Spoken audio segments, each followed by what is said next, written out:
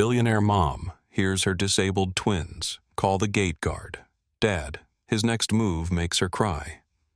The rain fell in soft whispers across the iron gates of the Rhodes estate that gray Seattle afternoon. Inside the cold surveillance room, billionaire Alexandra Rhodes slipped off her designer heels, her tired eyes drifting absently toward the security monitors. On the screen, her twin daughters Louisa and Matilda sat motionless in their wheelchairs, their fragile bodies secured by padded straps, their legs forever still. The nanny Amanda was pushing them toward the gate where the evening shift change was about to begin. And there, standing in the drizzle without an umbrella, was Finn Carter, the gate guard, holding his old worn umbrella over the two little girls instead of himself. Alexandra almost looked away. Almost. But then she saw Louisa's cracked lips move in a way they had never moved before. Matilda's chest heaved with effort, her tiny mouth forming something that seemed impossible. Through the intercom speaker, two trembling sounds emerged. Broken and raw, but unmistakable. Dad. The word hung in the air like a ghost. Alexandra felt her heart stop. Her coffee cup slipped from her fingers and shattered on the marble floor. But what Finn Carter did next would shatter something far more precious. The walls she had built around her frozen heart. Alexandra Rhodes had earned many names in her 35 years of life. The business magazines called her the Ice Queen of Seattle. Her competitors called her ruthless. Her employees called her ma'am, never daring to call her anything else. She stood at the helm of Rhodes Holdings, a real estate and technology empire worth billions, built on the ashes of her grief and the bones of her ambition. She wore designer suits like armor and wielded her words like weapons. Every sentence she spoke was a command, every decision backed by data and strategy, never by something as unreliable as emotion. But beneath the tailored blazers and the cold professionalism, Alexandra carried a wound that never stopped bleeding. Her husband Henry had died in a plane crash just 3 weeks after she gave birth to the twins. Their last conversation had been a fight. She had been terrified about the high-risk pregnancy, exhausted and afraid, and she had lashed out at him. The last words she ever spoke to him were cruel ones. "You only ever think about yourself." He had walked out the door, boarded that plane, and never came home. The guilt had nearly destroyed her. So Alexandra did what she knew how to do. She buried herself in work. She hired the best doctors, the most expensive therapists, the most qualified nannies. She gave her daughters everything money could buy, everything except herself. Louisa and Matilda were 5 years old now, though they seemed younger, smaller, more fragile than other children their age.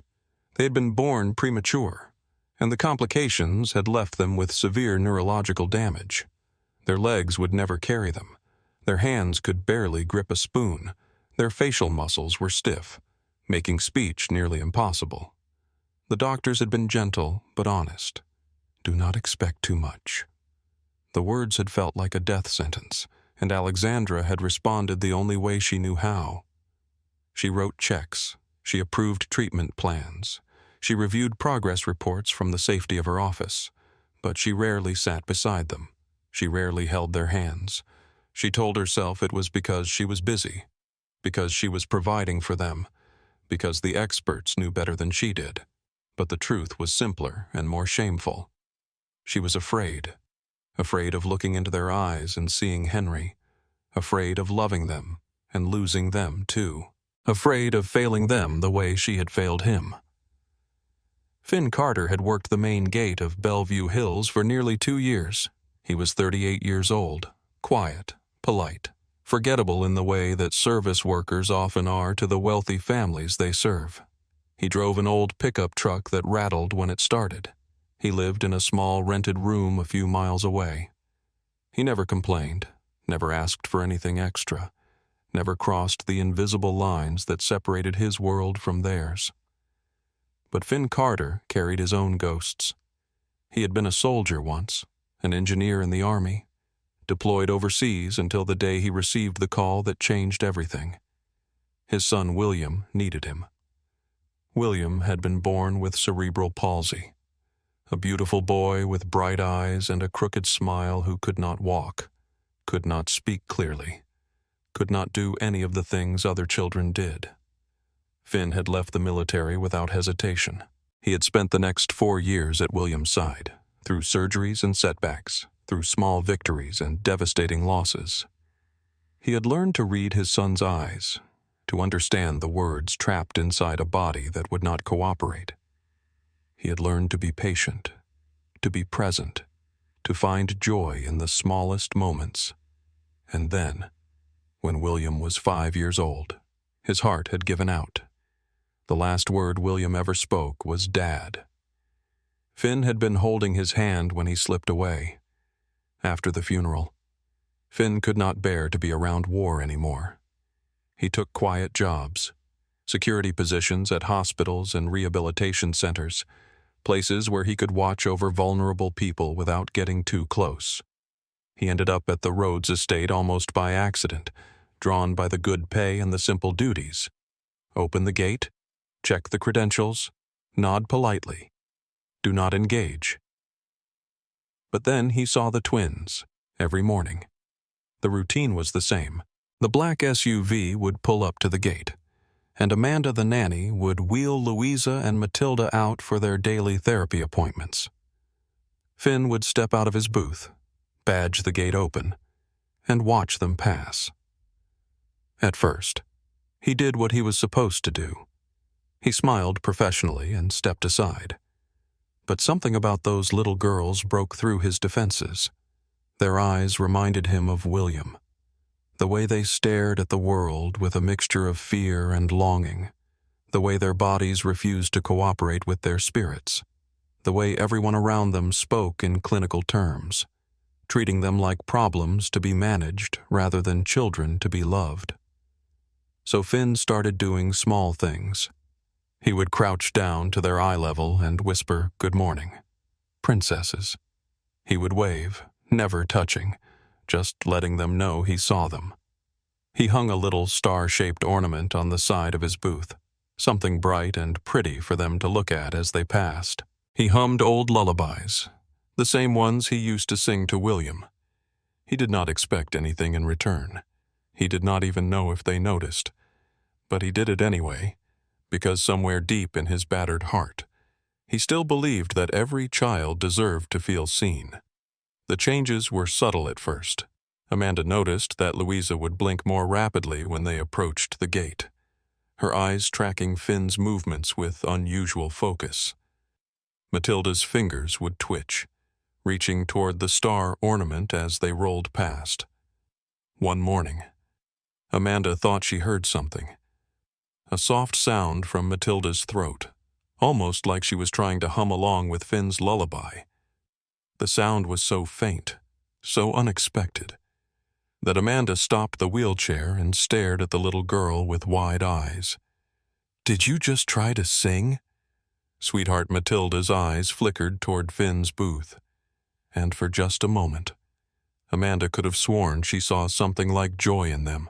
Amanda wanted to tell Alexandra, but the opportunity never came. Every time she tried, there was an urgent email, a conference call, a crisis that demanded immediate attention. The nanny would stand in the doorway of Alexandra's home office, waiting to be acknowledged. But the billionaire's eyes never left her computer screen.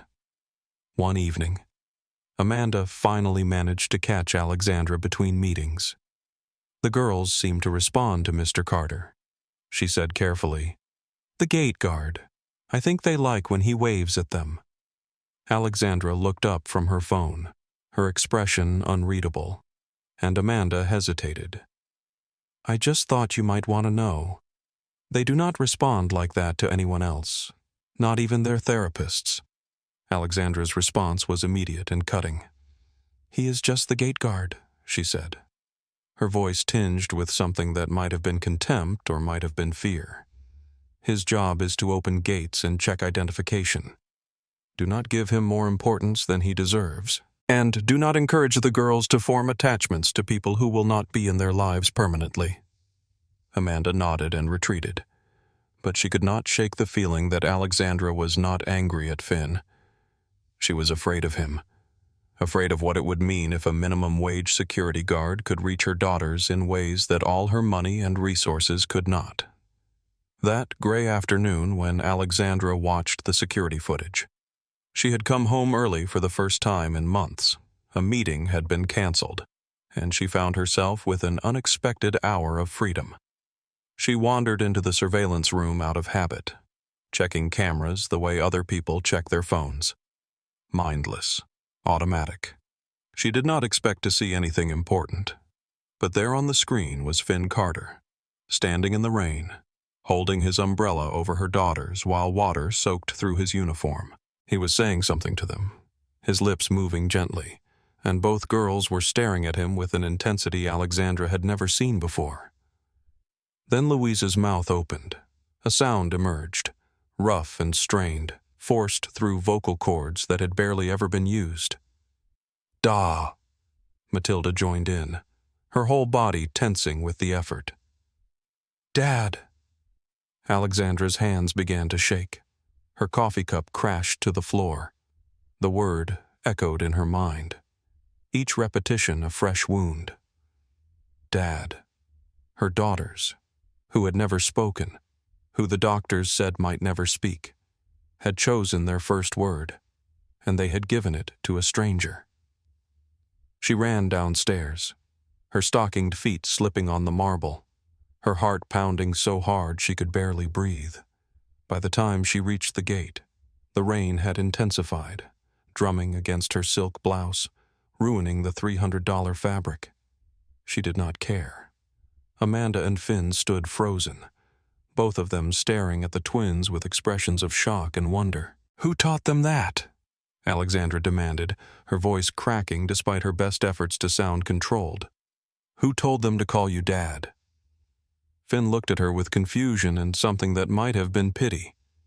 "No one taught them anything. Ma'am, I just said hello. They just spoke." Amanda nodded, tears streaming down her face. "It is true. I heard it. They said it on their own." Alexandra stared at her daughters, at their small faces still turned toward Finn, and felt something inside her crack. That night, Alexandra summoned Finn to her office. It was a room designed to intimidate, all dark wood and cold leather, with Alexandra positioned behind her massive desk like a queen on her throne. Finn stood before her, still damp from the rain, mud on his boots, looking completely out of place among the expensive furnishings. She interrogated him for an hour, every interaction, every word, every touch. She wanted to find something wrong, something predatory, something that would justify the rage and jealousy churning in her stomach.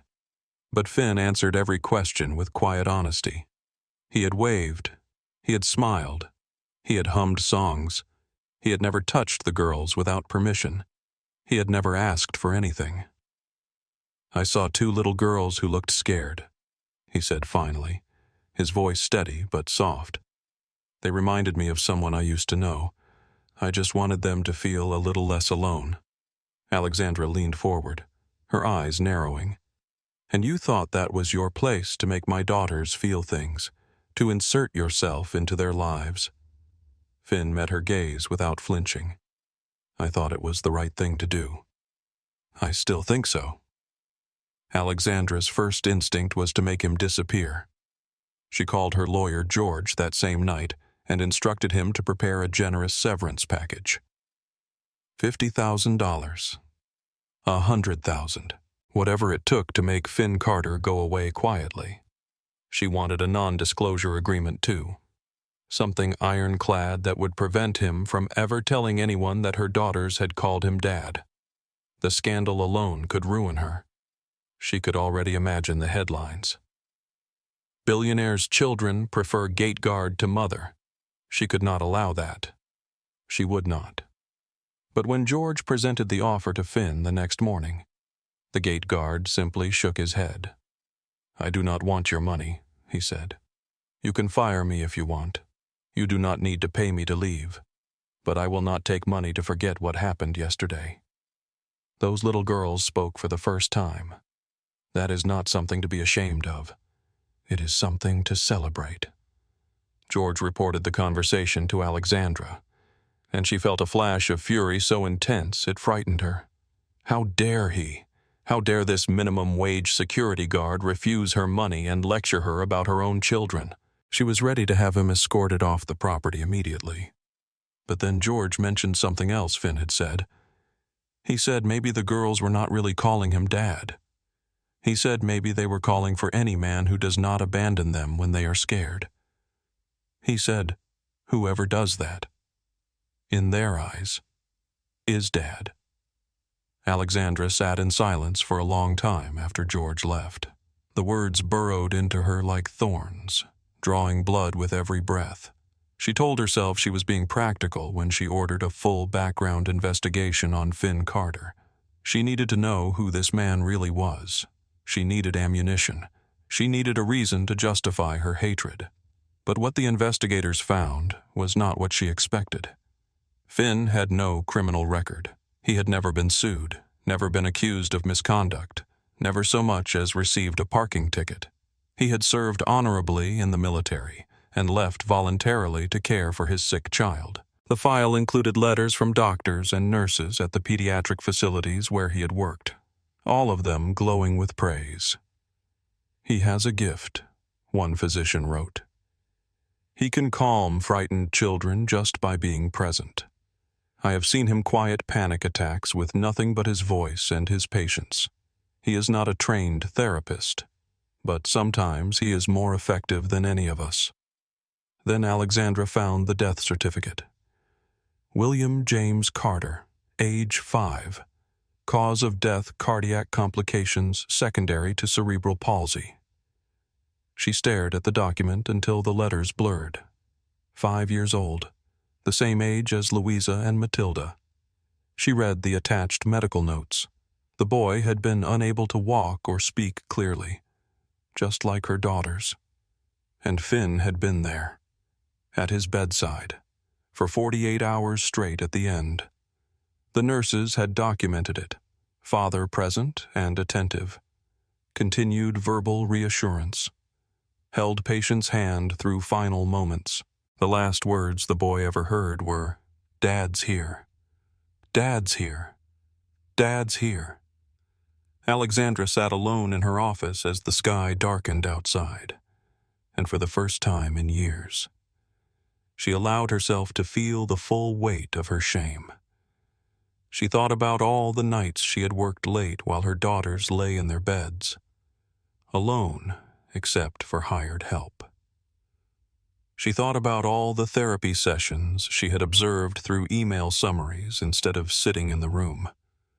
She thought about the way she flinched every time she looked at them, terrified of seeing Henry's eyes staring back at her.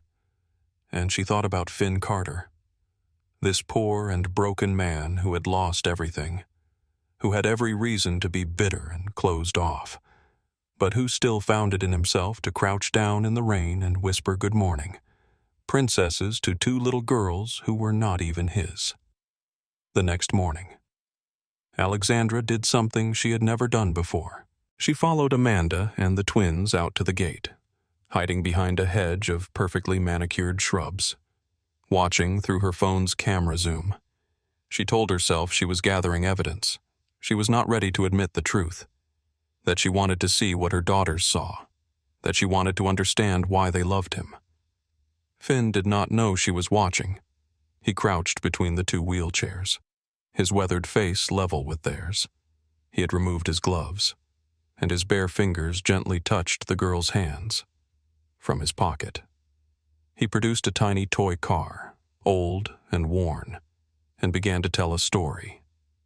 "Once upon a time," he said, "there was a very brave little boy who was scared of the dark.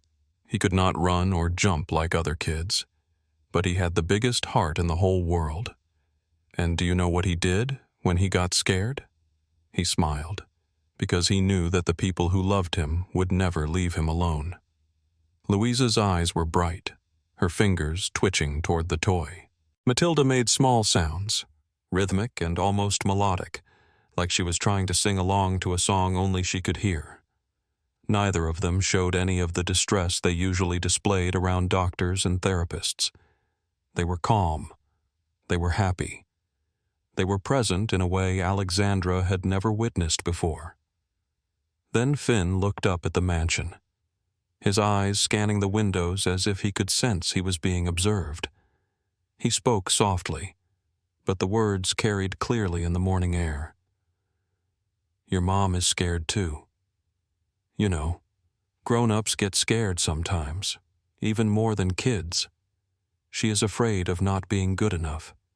She is afraid of losing you the way she lost your dad. Do not be angry with her.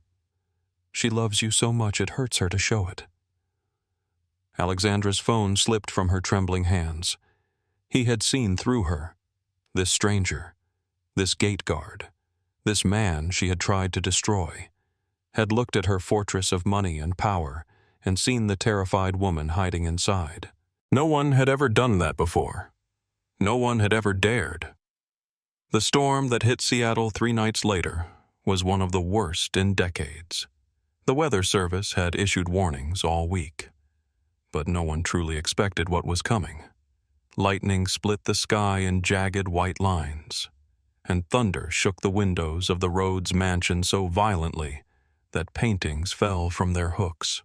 The power grid failed just after midnight, plunging the estate into complete darkness. Emergency lights flickered briefly before they too went dark. The backup generators, which cost more than most people's houses, sputtered and died, victim of a maintenance oversight that would cost someone their job. Inside the mansion, chaos erupted. Staff scrambled for flashlights, their voices rising in panic. Security protocols collapsed as communication systems failed. The intercom was dead. The cameras were blind.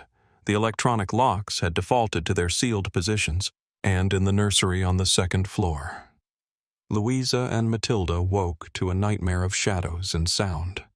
The room that had always been their sanctuary was now transformed into something terrifying.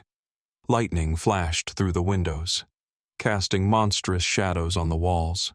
Tree branches scraped against the glass like skeletal fingers trying to break in. The wind howled so loudly it sounded like screaming. Amanda tried everything she knew. She held their hands. She sang to them. She whispered reassurances. But she was scared too, and the girls could sense it. Their breathing became rapid and shallow. Their eyes went wide with terror. Their limbs stiffened in the beginning stages of a severe panic response. Then, through the darkness and the howling wind, 2 small voices began to cry out. The words were broken, forced through throats that had only recently learned to produce sound at all. "Dad." The plea was desperate, primal. "Finn." They were calling for the only person who had ever made them feel truly safe. Alexandra was trapped in her car on the flooded highway, still miles from home.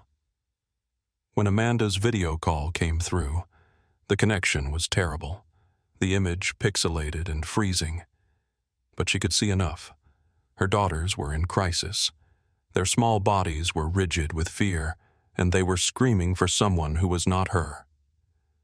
In the security booth at the front gate, Finn heard the commotion through his radio. The head of security was barking orders. "No one leaves their post. Secure the perimeter. Property protection is the priority." But then another voice crackled through. "The twins are having a medical emergency. They are calling for the gate guard by name." Finn stood in his booth, rain hammering the windows, and faced the hardest choice of his life. He thought about duty and discipline, about the rules he had sworn to follow. But then he thought about William, about the night his son died, when Finn had stepped away for just a few minutes to find a doctor, and when he came back. William was so much weaker, his eyes already glazing over. He had spent every day since wondering if those lost minutes had mattered, if his son had died feeling alone. He would not make that mistake again. Finn locked the gate with the manual override, pointed a security camera toward the road to maintain some surveillance, and spoke into his radio. "I am leaving my post for 10 minutes. There are 2 little girls who need me more than this gate does." Then he grabbed his flashlight and ran. The grounds of the Rhodes estate were treacherous in the storm. Wind-whipped branches slashed at his face. Puddles turned to rivers beneath his feet. He slipped twice, tearing his pants and cutting his knee. But he did not slow down. He had failed his own son. He would not fail these girls. The nursery door burst open, and Finn's flashlight beam cut through the darkness like a blade. Louisa saw him first, her terrified scream transforming into something else entirely. "Dad." The word was clearer than it had ever been before. Matilda reached toward him, her usually limp arm straining with effort. "Finn." She said it like a prayer. Finn crossed the room and knelt between their beds, one hand finding each of theirs. The storm still raged outside, but inside that circle of touch, everything went quiet. He did not try to be their father. He did not claim a role that was not his. Instead, he did something far more difficult. He gave it back. "Your dad," he said softly, nodding toward the photograph on the wall. A portrait of Henry Rhodes that Alexandra had hung there years ago, was a hero. He loved you before you were even born. He watches over you every single day. I am just Finn. I am just the guy at the gate, but I will always come when you call. He squeezed their hands gently. "Now I need you to do something brave for me. Your mom is trying to get home. She is out there in the storm, scared and worried about you. She needs to hear your voices. Can you try something? Can you try calling for Mom?" He guided them through it, one syllable at a time. Ma. Then Mom. The girls struggled, their facial muscles fighting them. But they tried. Ma. Mom. The sounds were rough and imperfect, but they were unmistakably words. Alexandra arrived at the nursery door just in time to hear them. She stood in the doorway, soaked and shivering, and watched the scene before her. Her designer dress was ruined, her carefully styled hair plastered to her face, her makeup running in dark streaks down her cheeks. But none of that mattered. All that mattered was what she saw in that room. This man, this gate guard she had tried to fire and bribe and silence, was kneeling on her floor, his uniform torn and muddied from his run through the storm, holding her daughter's hands with a tenderness she had never been brave enough to show them. He could have kept their love for himself. He could have let them believe he was the only one who cared. He could have accepted the role they were offering him and become the father figure they so desperately needed. Instead, he was pointing them back to her, back to the father they had never known, back to the family they deserved. He was giving up the one thing he wanted most in the world, a chance to be a father again, because he knew they needed their mother more. And Alexandra, the Ice Queen of Seattle, the woman who had not cried since her husband's funeral, felt her carefully constructed walls crumble to dust. The tears came without warning, silent at first, then building into sobs that shook her entire body. She slid down the door frame until she was sitting on the floor, her legs too weak to hold her. 5 years of grief, 5 years of guilt, 5 years of hiding behind spreadsheets and contracts and the cold comfort of control. All of it came pouring out in that moment, unstoppable and raw.